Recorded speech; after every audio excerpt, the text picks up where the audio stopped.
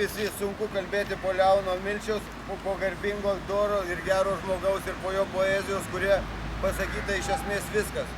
Šiandieną mes susirinkome paminėti Birželio 23, o mūsų laikų Birželio 23 tai yra Birželio 29.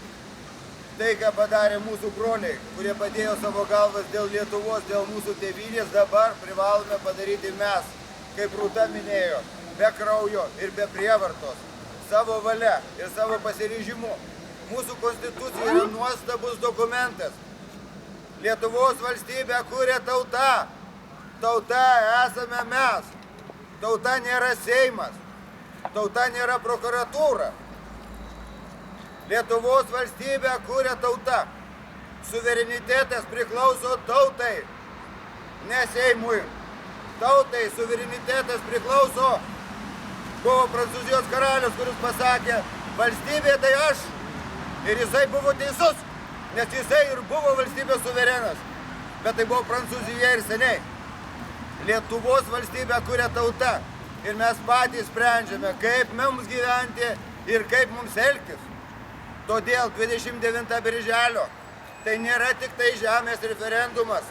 Tai yra šansas susigrąžinti savo valstybę savo, neprieštaraujant konstitucijai, o tik tai įgyvendinant konstitucijos nuostatas, kurios aiškiai parašytos.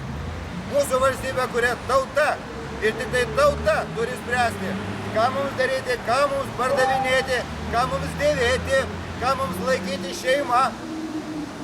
Todėl visi 29 birželio, kas tik tai galim, ateinat į referendumą, atsivedat draugus. Jeigu kas gali paimti laikraščių po šio mitingo, jeigu kam patogu pakeliui, prašom eiti drauge. Aš duosiu laikraščių, kurios galėsit dalinti žmonėms, aiškinant svarbą šio žygdarbio, kurį mes dabar darom. 320 000 Lietuvos piliečių, kurie nepabijėjo duoti visus savo duomenis, pasirašydami, juk prieš juos gali taikyti represijas. Jie padarė didžiulį žygdarbį. Pasakytum, mes nebijom šitų represijų. Todėl mūsų pareiga apginti tautos valią. Birželio 29 tai mūsų šansas pakilti iš naujo.